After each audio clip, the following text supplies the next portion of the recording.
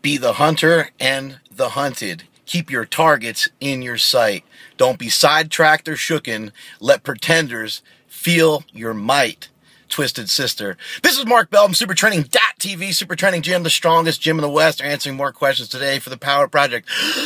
Brought to you by HowMuchYouBetch.net, The Slingshot, and the only strength magazine in the world, ThePowerMagazine.com. In this episode of the Power Project, you're about to see a whole lot of deadlifting going on. You guys ask me deadlift questions up the wazoo, and I got answers for you. We're going to check out some people's form. We're going to do some foam checks, as I like to call them, including one from Jim Smith, the Diesel Strength and Conditioning coach, the guy that works with Joe DeFranco. I'm sure many of you have heard of him, a very popular coach around the country.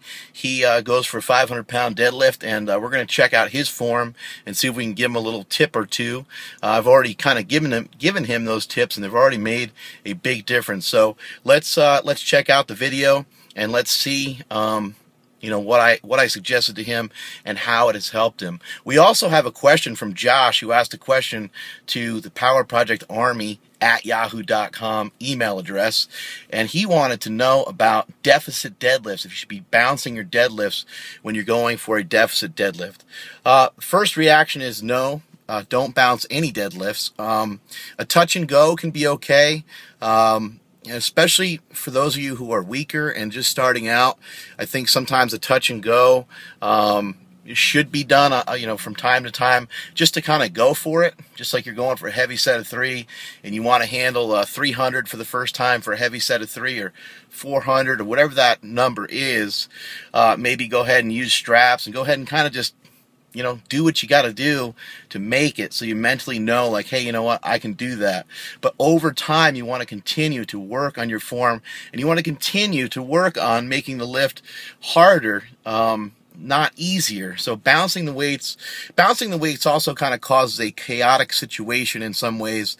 And you mentioned doing it on a deficit. Now, doing it on a deficit is slightly different than doing it just off the floor. If you do it off the floor, it's a bigger mistake. It's a huge mistake, especially for those of you that are lifting big weights, because the bar starts to bend.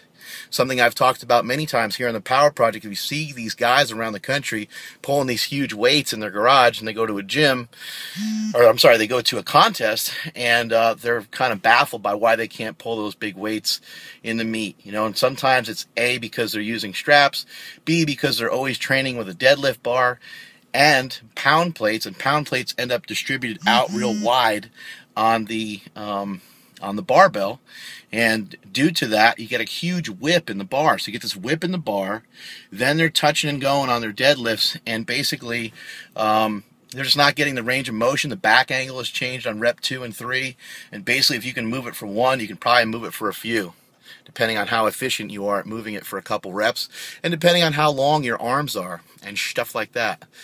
So to answer your question, I would say no. I actually think that dead stop pulls are preferred, and I think they are, I should say, I feel that they are superior. I think you should stop, kind of control the weight on that same note. I've also noticed in my own training that if you control the weight on the way down, and you don't nosedive into the floor, which many of you probably know what I'm talking about, where you're coming down the deadlift, and there's just kind of that point where you got to make a situation on kind of what to do with the weight as it gets towards your knees on the way down. I think you're better off bringing it down the same way that you came back up.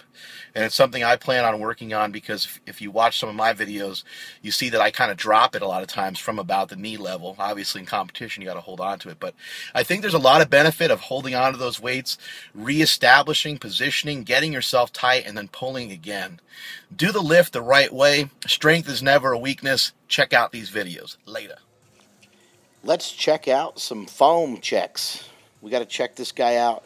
You got to check yourself before you wreck yourself. This guy's head positioning is up too high, which causes some dysfunction in the lower back. The lower back is rounded, and it's kind of making him look like a dog shitting on the front lawn. One of the major things that I see from a lot of lifters is that they're not using their ass enough. He needs to point his toes out a little bit more, and that will help. Having the neutral head position will allow for a neutral spine, and it will also allow him to use his glutes more. People don't realize that you can use your glutes to help protect your lower back, and he doesn't have to be as rounded over as he is right there. Some Dimmel deadlifts, stiff leg deadlifts, those kinds of things will definitely help. But keep that head neutral. Stick a softball underneath your chin for your warm-ups, not with heavy weight, for your warm-ups, and that'll help you keep a neutral head, which will give you a neutral spine and stronger pulling. This guy does a decent job, although these look like sub-maximal weights to me, which makes it difficult to really judge his form. But his form looks pretty good. I do see the butt kind of shooting up just a little bit, but nothing major. He looks like he can use a little more booty power as well, as he has trouble locking this one out. You have to flex your quads and your butt as hard as you can as you get those weights to the top, so that you don't have to ramp it up your legs like that. Good technique, good attention to detail. He's not dropping the weights, not bouncing the weights. So everything there was pretty solid. This chick here, she came out to the backyard meet of the century with her husband. And she does a little bit of a stripper squat, where she's really sticking that butt back like there's a stripper pole back there, which I really appreciate, especially in those tight yoga pants. And I'm sure the Power Project Army is just as excited, or maybe even more excited than I am. But this booty popping causes more dysfunction than is necessary in the squat. And what's going to happen with heavier weights is her butt is going to shoot up, which is great to see. But her butt's going to shoot up, and it's going to make the squat that much more difficult, and it's unnecessary. This girl stays in the bottom of her deadlift for too long. Bad place.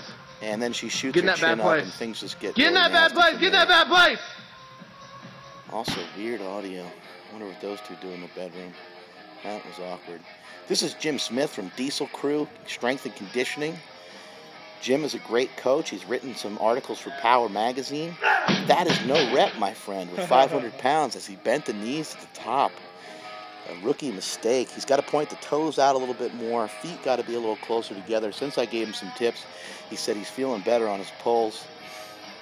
He's got to get himself a little tighter before he yanks on that bar, yank himself out of position a little bit.